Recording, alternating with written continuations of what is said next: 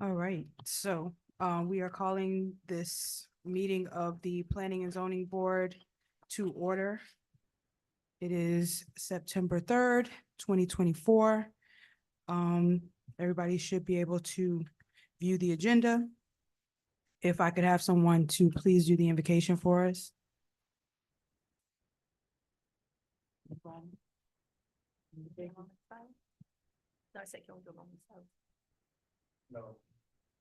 Good evening. Okay, I'll just do a quick invocation. Dear Father God, we come before you asking that you make this a productive meeting in which we can do your will for the people of Opa-locka. Make sure that our hearts and minds are clear so that we might be able to better move our city forward. These things we ask in Jesus' name. Amen. Amen. And may we all stand for the Pledge of Allegiance.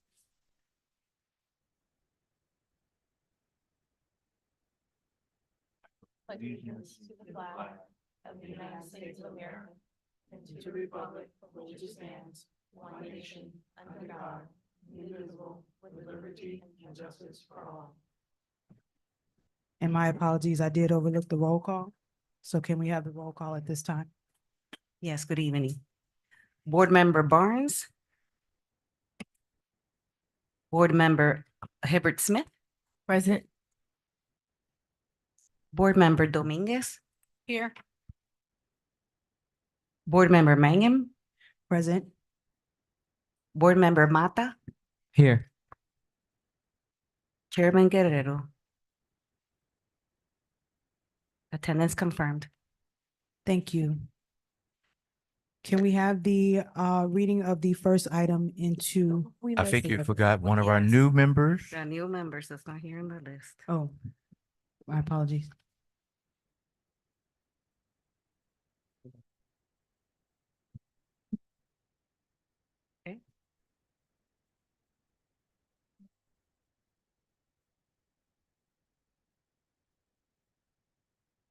Board Member Williams. Present. Thank you so much. Our newest member. Thank you all. Can we have the reading of the first item into the record, please?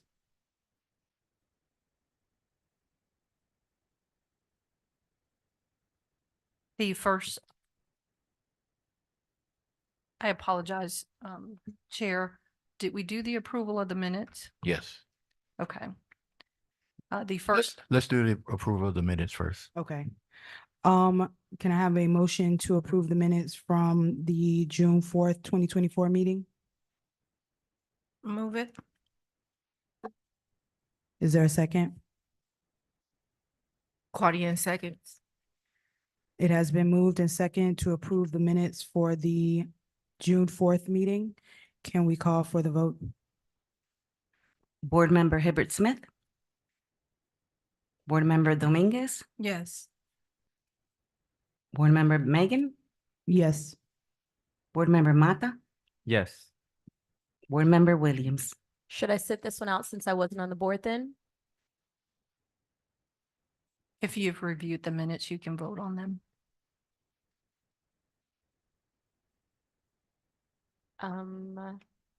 I'd prefer to sit it out if it's okay. That's fine. If you're not comfortable, that's not an issue. Okay, thank you. Minutes confirmed. Thank you. And now can we have the reading of the first item? Yes, the first item on the agenda this evening is a resolution of the City Commission of the City of Opa-locka, Florida, providing for the approval of the special exception request for the construction of a twin home building on the property located at 211 Ahmad Street and identified by folios 08-2121-002-2590 in the single-family residential R1 zoning district, providing for an effective date. Okay, do we have anyone to speak on this issue?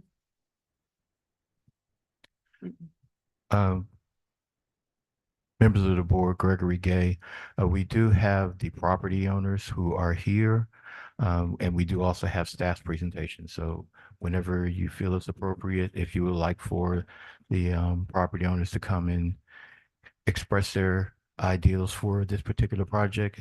We can go in that order, and then staff can turn around and provide their input as it relates to our position on the project. Let us go ahead and have the property owners come first.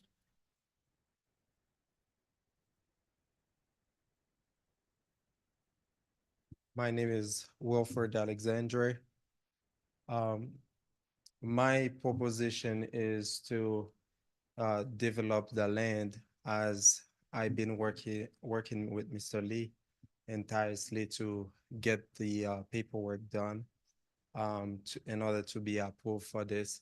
I've seen a nice opportunity to develop a nice property which will be good for the city, to develop the community and give people a good opportunity to have a nice living.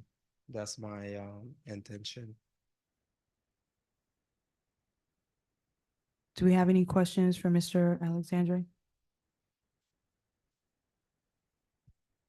And by develop, can you explain to us what you're hoping to do on the property? Yes, our intention, which we have floor plan to present. We are intended to build a duplex on the property, on the land.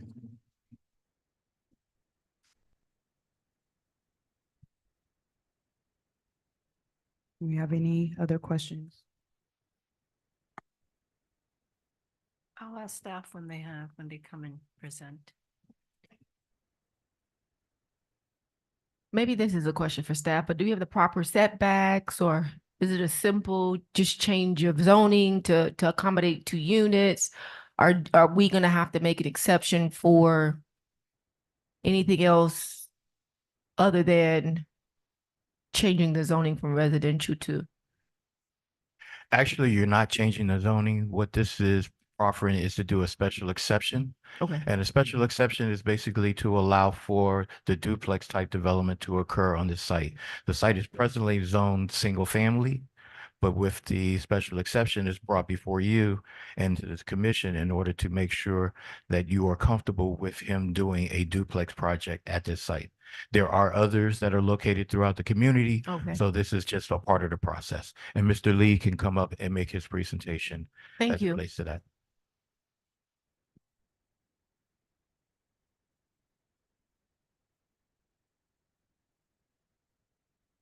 Good afternoon, Board.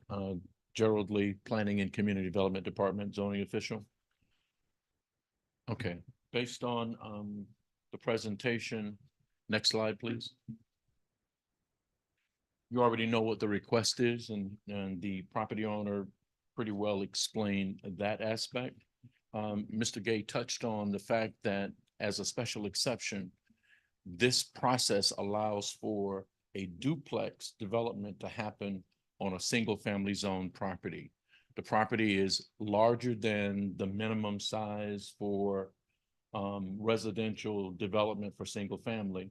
And that number is 4,800 square feet. This is much larger than that. But he's going to do a duplex on the property. As you can see, the property that they own, like I said, 6,338 square feet is the size of the property. It's in a single family zoning district. And according to the land development regulations, if it follows the requirements for section 22-79, then a twin home can be built as a special exception in single family zone property. Next slide, please.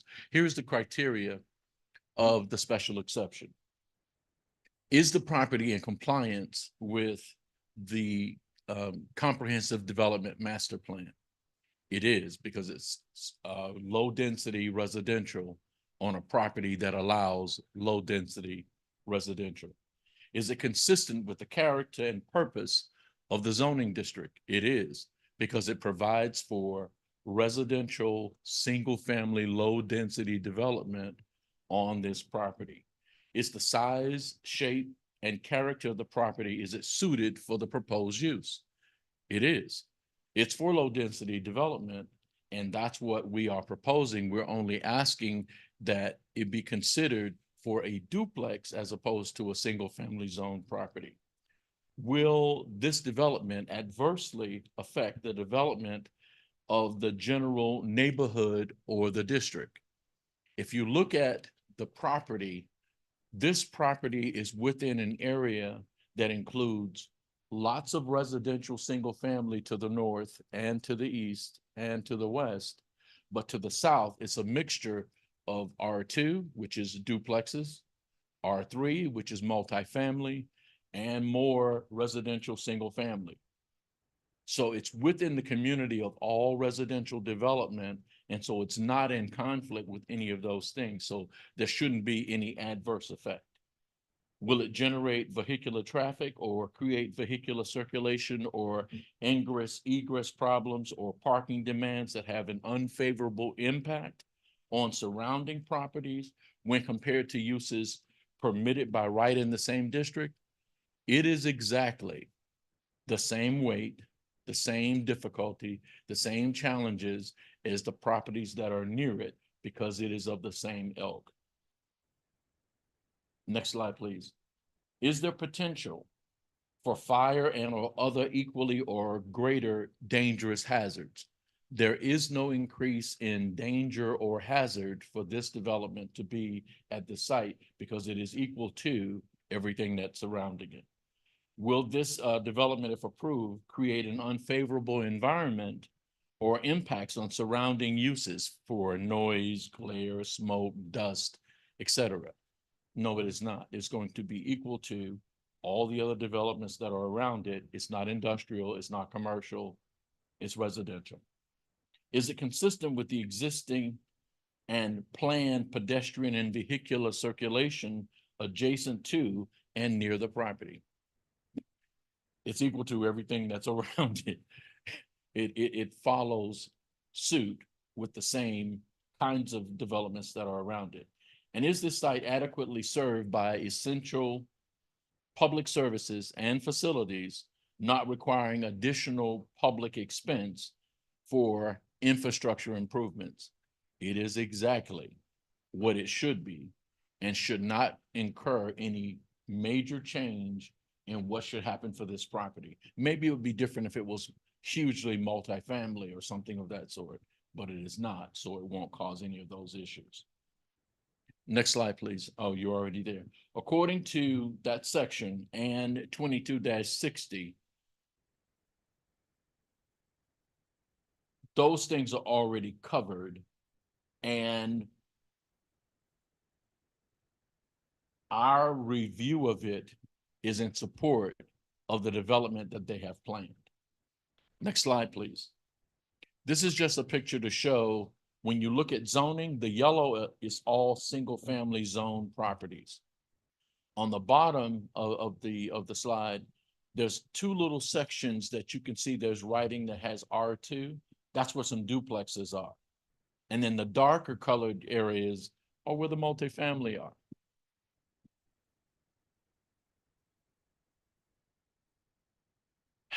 It's pretty much a no-brainer for us. This is a single family zoning district. They're allowing for a duplex development. It's within an area where it should be, and we support it. We recommend approval.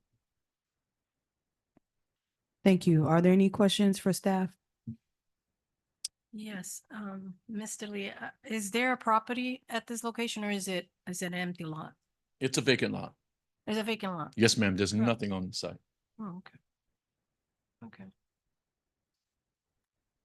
Any other questions for staff? Yes, I have a couple.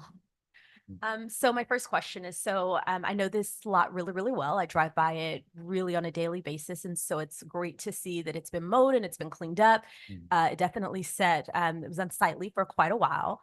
But in the last slide that you showed, I'm going to get my directions all mixed up, but I think it is starting in terms of it being a duplex, it is starting to creep to the north, right? And so many of the properties in Opa-locka have big lots. And so the question that I asked myself is like, at what point do we create a boundary? So all of a sudden duplexes don't exist within all of the single family district. So I know that to the south of this property, there are plenty, right? There's tons of multifamily units there. There's a handful of duplexes there, but I believe this is really the first one. And again, you showed it on that Can you slide back the slide up? where you're starting to creep to the north of it. Exactly. So everything to the north of it is single family. And so now this is the first one where we're starting to creep into the duplex. And again, these are large lots. So, you know, this, I could see this taking off as a trend. And so the question that I asked myself is, you know, while I, in theory, don't mind this, how do we make sure that this doesn't continue to happen and that we have a lot of people coming in asking for special exceptions, and the next thing you know, downtown Opa-locka is filled with duplexes? Okay, well, this is the process to allow for or to consider duplexes on single family zone property. Probably the biggest challenge is when this comes up, the examples that I've seen thus far have been properties that are completely vacant. So it's not like someone wanted to add another unit onto a property where a single family home already existed to make it into a duplex by adding a second lot. Okay, so maybe that's how, because most of the properties in that area are not vacant lots. They're single family zone properties and a single family home is on the property. Yeah. I was gonna ask, so since you brought that concern up, my next question is how many are you presuming maybe that people would tear down properties? Or is there a plethora, which I don't believe, of vacant properties within a 3-mile radius? Well, there's not a plethora of vacant properties in that area, to my knowledge. In my going arounds, it's not a lot of vacant property around there. And that's the example that we have been bringing to you, that it's a vacant lot and somebody is determining, because there is a pressure currently in Miami-Dade County for housing, that people are looking to bring larger scale than just a single family home. Yeah. So Yeah, I agree with that. And I would say there's not a lot of like vacant property around there. There's a handful. And then also there's a little bit of demolition by neglect. I think that's the name of it, which, if I'm not mistaken, this lot went through a while ago, it was a old historic building that eventually was torn down.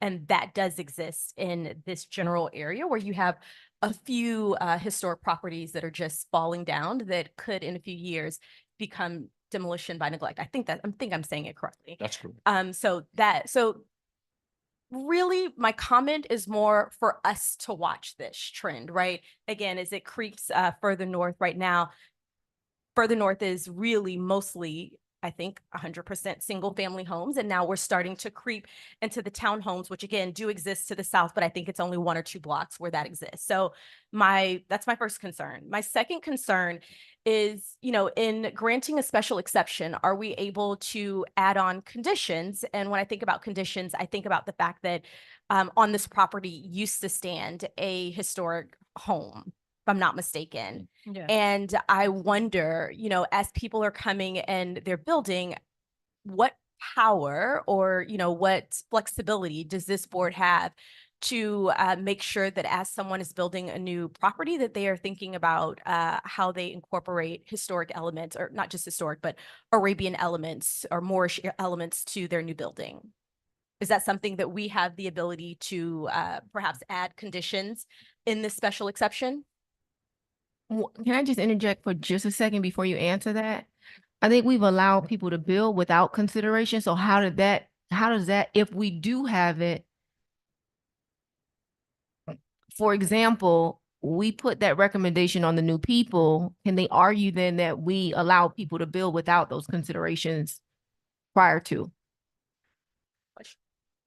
To answer that question, there are aspects of our code that actually speak toward going toward the Moorish architecture guidelines, especially when you're in a vicinity that is known for having historical structures in it.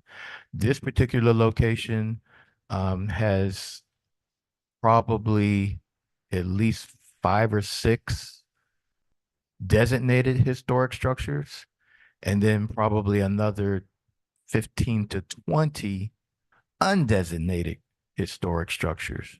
So there is that aspect of having some type of historic preservation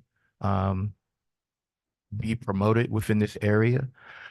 One of the things that we've talked to numerous developers about is that, look, our style of architecture is Moorish architecture. And we would like for you to have some sense of that type of architecture influence on your structure, whether it be commercial, industrial, or residential. And I think the significance of Opa-locka is probably more promoted toward Moorish style homes than anything else. That a majority of our historic structures are residential. So that is an aspect that we would like to promote. If the board would like to make a recommendation for Moorish architecture to be a part of this particular style as it relates to building a townhome or a duplex, you do have that option to place those conditions. Yeah, I'd like to recommend to this board that we consider approving this this resolution with the exception that the owners add at least two Moorish elements to the structure. Yeah, I think that's a great idea. I can see it. Okay. You'll make a motion. I'd make a motion. I You have to say second. that again? Ms. Wells, Yeah. if I may just make a comment before your motion is made and the board considers this in response to one of your questions earlier in regards to the creep and the special exceptions. Special exceptions are considered on a case-by-case basis, so it's up to this board to evaluate, ultimately up to the commission to evaluate, is it proper at this location is what you consider for every application. Is it appropriate for this block? And you get to make those determinations as to when it is. For this one, staff is telling you they think it is in this location. If you move up the block further, as you're indicating it's only residential in this border, the commission says this is where the line should be. We don't want to further go into these neighborhoods and make that change. That's at the discretion of the board. So I just wanted to make sure everyone understood that. And then just to concur with Mr. Gay's comments, one of the benefits of special exceptions is you are allowed to put conditions on that if there's impacts in the area that you would like to address. Keeping this Moorish design is one of them. Thank you. So I'd like to make a motion that we approve this resolution with the exception that the owners will incorporate two significant Moorish details in the structure. So when I say Well, I was significant, gonna yeah, clarify that. I added that. So when I say significant, right, like I don't think about the color of the property, right? So there are different ways. I don't think that they're going to put a dome, but a dome is a Moorish element, right? The archways is a Moorish element. I'm sure the team has all of that information. So I want to make sure it's not something that surfaced like the color, but that it is something that is truly significant. It could be tile. There are quite a lot of different ways. We have a color palette here though, correct? We do. We do. Okay. We do have a color palette. But we also do have a design guidelines elements that assist with those particular Moorish elements or motifs that are a part of it. So we do have the documentation to make recommendations. And it doesn't matter whether it's a historic structure or a new structure. Beautiful. Thank you. All right, we have a motion. Do we have a second? Second. Well, wait, before we move on, I think we need to clarify. Does the city have everything, like, do you guys have it categorized what's significant and what's not? Because that could then be an argument. Well, Can we take out the significant and maybe just add a minimum of two? So that doesn't get confusing. That's a very vague, like, I mean, that's based on I perception. think she stated clearly it could be the tile, it could be just on top. It could be just the front because that is a corner lot. And what it was before, if you seen it, what it was before, I mean, that was full of tires, garbage, debris. I remember calling and they picked up all that and now it's nice and clean and maintained.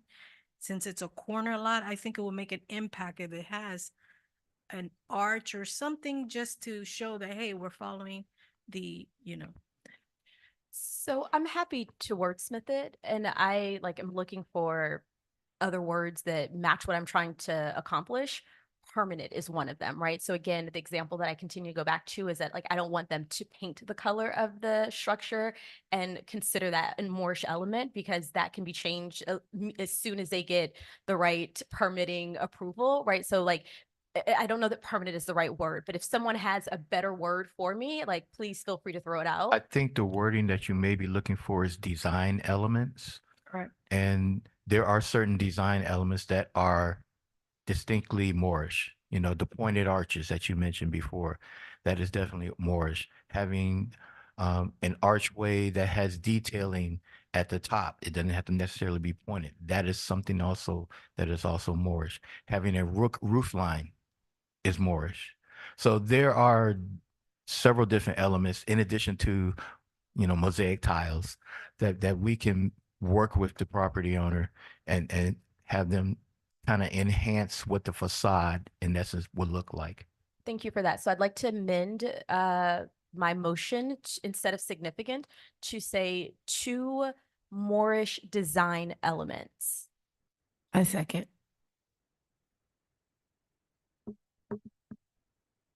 Okay, can we have the vote?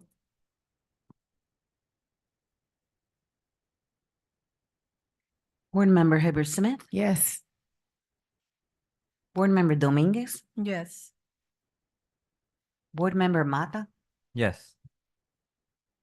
Board Member Williams, Yes. and Chair Megan. Yes.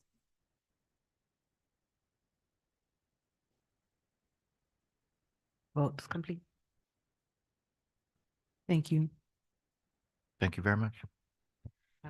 All right, can we have the next item read into the record, please? Yes. The next item on the agenda is a resolution of the City Commission of the City of Opa-locka, Florida, providing for the approval of the tentative plat for property located at 921 Superior Street and identified by folio number 08-2121-007-1770 in the R1 zoning district, dividing the property into 3 separate parcels for the development of 2 additional single-family homes, providing for an effective date. Thank you. Do we have a presentation on this item? The property owners are not here to present, but we do have staff's recommendation. And just to kind of give you a quick synopsis of this particular site, this is a property that is on Superior Street to the southern area of our downtown area.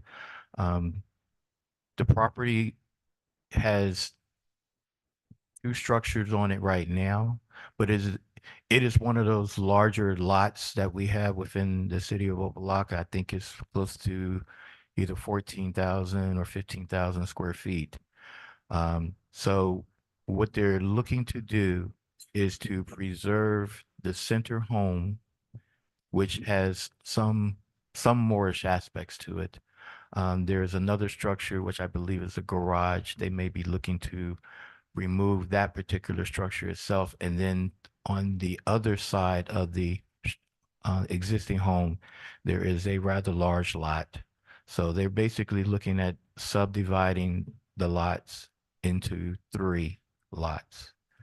One that will be a vacant lot, one that will be the lot where the existing structure is now, and the third lot, which will be where the garage is, and most likely that lot will probably be redeveloped into a new structure. We do have Mr. Lee here to make staff's presentation. So that if you have any questions in relationship to that, we can respond to those. Thank you.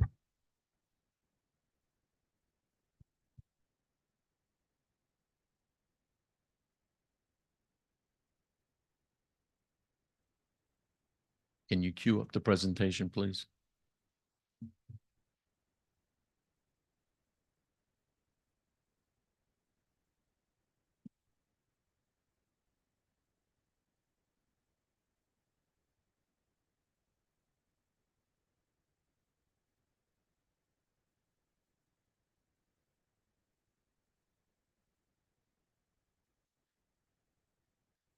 It's in there. It's in the same document. It's the same.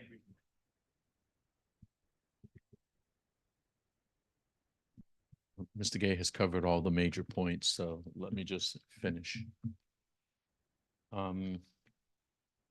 As he said, this property is approximately 18,750 square feet. And it currently has a single family home in the center of it. And as he said, there's different activities that are happening on the east and west end of that property site. Next.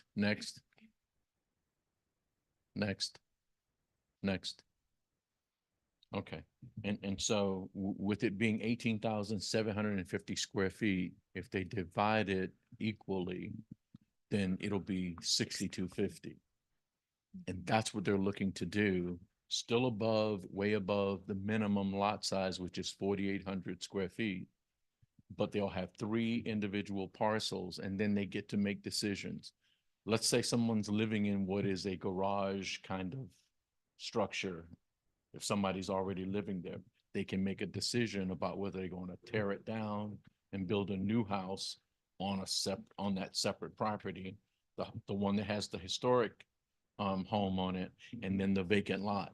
So they could potentially build 2 new homes or sell both of those properties and live with the profits while they live in the single family home in the center of the 3.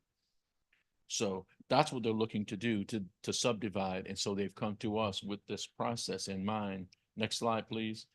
To begin a platting process to divide the property into the 3 that we've already spoken about, so that they can make some decisions on their own about how they'd like to proceed. Next slide, please. I kind of wanted it was too big to really be able to see anything, to have one big picture. So the picture to the left shows that garage structure in the rear of the property. The center picture showcases the main single family home property. And then the property to the right shows a truck and something else happening on the vacant part that's on that property. But in the midst of it all, they're trying to divide all of that into 3 separate parcels so they can have these choices. Next slide, please. Staff's in support of this property being subdivided because number one and foremost, it provides an opportunity for additional residential development. I'm actually glad that you added those photos because I was just about to make a recommendation to see if when they're presenting, if we can have an aerial, like an actual aerial view, maybe a view of the front, a view of the back of whatever project it is, I think that would be a lot more helpful. Okay. Because even driving by this property, you really can't see. All fence. And so we can get an aerial and just kind of make it, maybe we can put that into the application. We need an aerial, front, rear, just so that we can have a full glimpse of what it is. I mean, I can read the map, I can, but it's just better. No problem. We can do that. Any questions? Any other questions for staff? So we don't know for a fact if they're going to knock down that main home, which looks historical. Do we know for a fact if they're trying to demolish it, or? There were no statements made that they were ever going to do anything to the central house. They talked about developing the 2 parcels to the east and to the west of the center property. There was no mention of doing anything to the central house. And if they do intend to do something, let's just say we approve them to subdivide the properties. If they were to tear that house down and build it back up, they would have to come back for approvals. Well, first of all, they would have to go to the Historic Preservation Board Correct. because it's a historic property. So we begin there. Question, I imagine there are no setback issues with dividing the property? No, ma'am. Any other questions for staff? No? So wait, there's 3 separate parcels for the development of 2 additional homes, so there'll be 3 homes in that. Yes, ma'am. One per parcel. Which would be 6,200 square feet each. I Each. believe that's larger than the average lot Yes. on a single family home. In that area, most of the properties are 6250 in that area. So they are larger than most, and our minimum lot size is 4,800. Some averages right at 5,000. So the only concern that I have is that you're talking about 3 homes, the parking. You know, you're talking about, let's say in a family, you have 2 cars, you know, for each, 2 or 3 cars. Is there gonna be adequate parking for those 3 homes? Because we see how you could drive in by somebody's house and they could have 2, 3 cars parked in their front. You're talking about 3 houses within that. Well, let me say it this way. What's the dimensions of the lot? The 6,250 Well, square that's the feet. square feet. What's, Yes, ma'am. So Each of the lots are each 50 lot is feet wide. 50. okay, that's what I wanted Each to know. lot is 50 square feet. All right. 50 feet wide. Yeah, 50 by 125, I think. And how many cars could fit in the front of the 3 properties? Well, typically each single family home would have the ability to park 2 cars per single family lot. That's what I'm saying. Okay. You imagine at your property, there's usually enough room for 2 cars and maybe a third and a fourth if they park in tandem. And that's what's required. So that falls within the guideline of what the code requires. So there is sufficient parking based on, Yes, ma'am. I think we're muddled with the fact that one lot is going to become 3 lots, but each of those lots are larger than most, Mhm. and they would automatically, by what the zoning code provides, provide 2 parking spaces each. I just wanted you to clarify. No, because if it was deep, then I would see a parking issue, but then we wouldn't be able to subdivide because then you'd have a house in the middle and then how do you get access to it? So Got it. sometimes when it's visual and you kind of just communicate it, it's easier to. Yes, ma'am. see. I'm getting your point. Okay. You're very So visual. there's already a house in the back, right? Because I'm looking at the visual from the satellite. So there's like a house already built in the back, so they're probably gonna demolish that to make it 1. So I'm already seeing 3 cars in just the front of that historical home and a truck. So we're talking about 3 homes. I'm just saying because it has to go to the commission and you know they have issues when it comes to parking. They don't, we don't want people to start parking in the streets and so. Well, if that's the the average only- lot, let's do the numbers. If the average lot here is, 5,000. and we're getting an extra 1,200, Yeah, 2,000. there should be more than sufficient parking It should be without a problem. per lot. Yeah, and Mhm. even so, I pulled it up on the property appraiser site, and to your point, having the aerial, it makes a world of a difference. And so, Audrey, I see you on your phone over there. If you look it up on the property appraiser site, you can actually see, and it looks like even with dividing, the houses or the lots are going to be the exact same size as all of the other lots right around it. Yes. So ultimately, whoever bought this property, they lucked out, Yes, they did. and they bought a property that has enough space for more than just the one house. And so what they're going to do is divide it up in a way that actually just matches the rest of the homes in the neighborhood. Absolutely. Hmm. So I in looking at it online, it looks like it will have more than enough parking for the 3. For each property. Yeah, absolutely. Mhm. Okay, I don't have a problem. I'm just saying the parking is always an issue when it comes to going to the commission, so Absolutely. I don't have a problem approving or supporting it. Mhm. Do we have any other questions for staff? Can we have a motion? I make a motion to approve subdividing 921 Superior Street Second, into 3 folio numbers. second,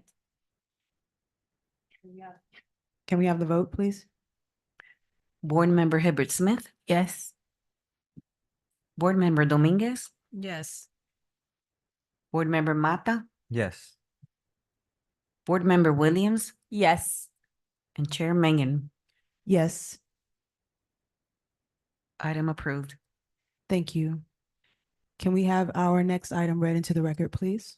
Yes, the final item on the agenda this evening is an ordinance of the City Commission of the City of Opa-locka, Florida, amending the land development regulations, ordinance 15-31, section 22-127, in the City Code of Ordinances, chapter 13, article 11, flea markets and bazaars, to reduce the acreage requirement from 25 acres to 5 acres and to eliminate the bond requirement and section 13-217 for the operation of a flea market, providing for a conflicts clause, providing for an effective date. Thank you. Is there a presentation on this item? Yes, there is a presentation. This is actually an application by staff on behalf of the city of Opa-locka. This is an item that was brought to our attention through our city attorney's office in regards to the zoning code and how, actually the city code, along with the zoning code, and how it addresses the sizes of flea markets. There was some language within a section that spoke to flea markets that said that flea markets should be no less than 25 acres. And that legislation was done when the Opa-locka Hialeah Flea Market was being created. So it spoke more specifically in relationship to that site. Since then, we've had some changes. We have a new type of flea market within the city of Opa-locka that is an indoor flea market. And it was felt necessary that we modified the language that spoke to the minimum lot size for the flea market. So Mr. Lee has a presentation for that. Okay. As Mr. Gay so clearly pointed out, this is to deal with change. Next slide, please. That's the change. The flea market that was referenced in our code was based on a flea market from 30 years ago. There is not going to be, in my humble opinion, another flea market at 25 acres in the city of Opa-locka. Okay, so the condensing of the use and the morphing of the activity is going to take a lot less.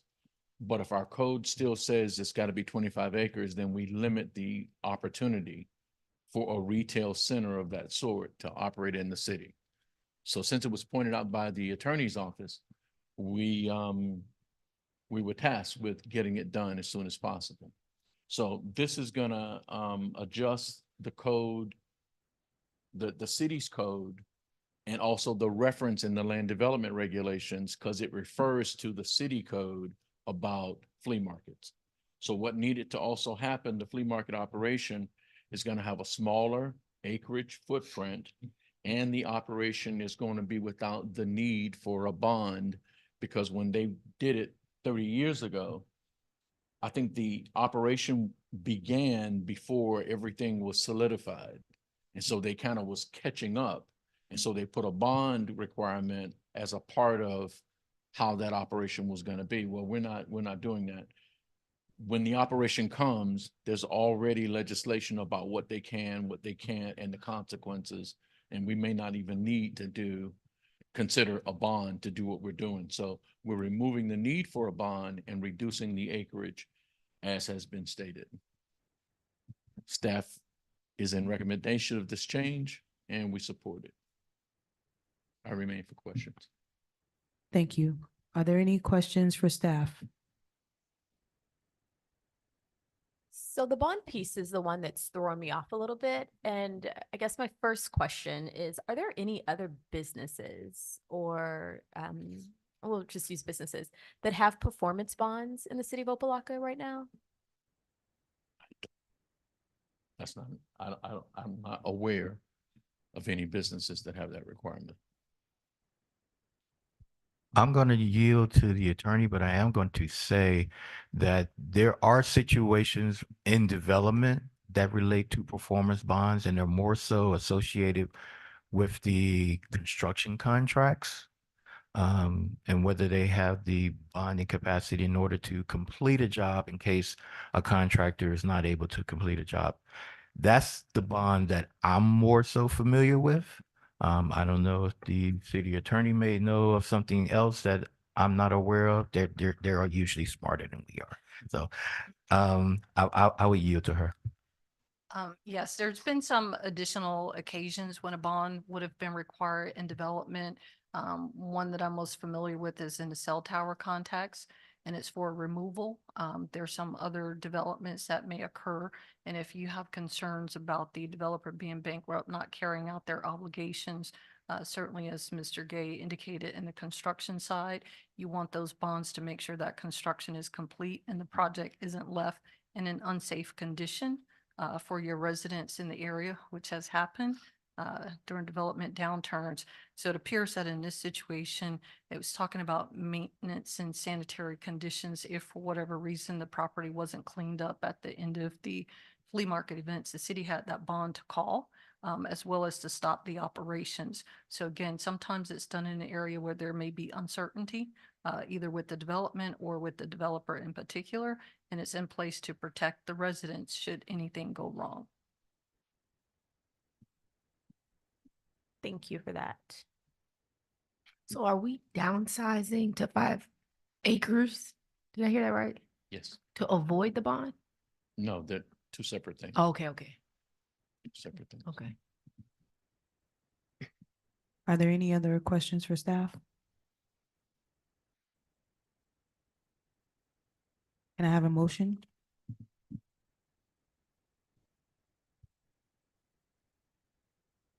I make a motion to reduce to 5 acres. Is there a second? I second that. Can I ask for clarification? Yeah. Does this mean then that we're not including the performance bond in this resolution? Because I think this resolution contains both of them.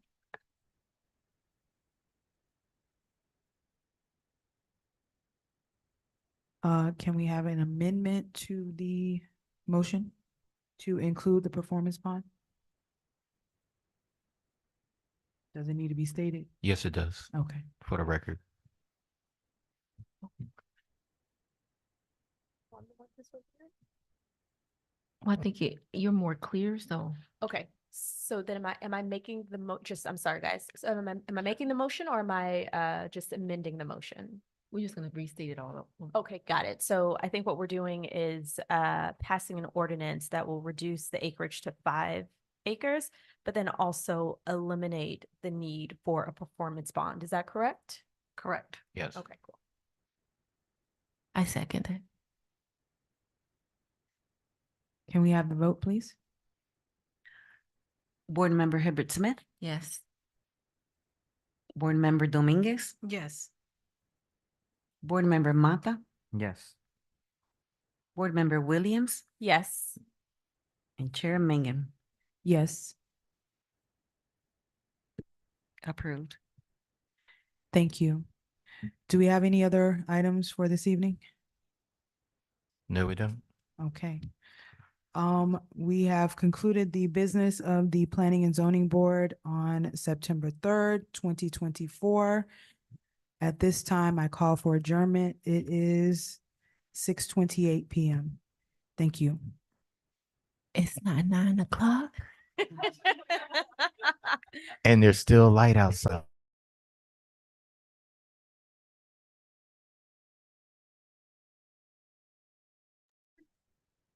We got it. Thank you very much.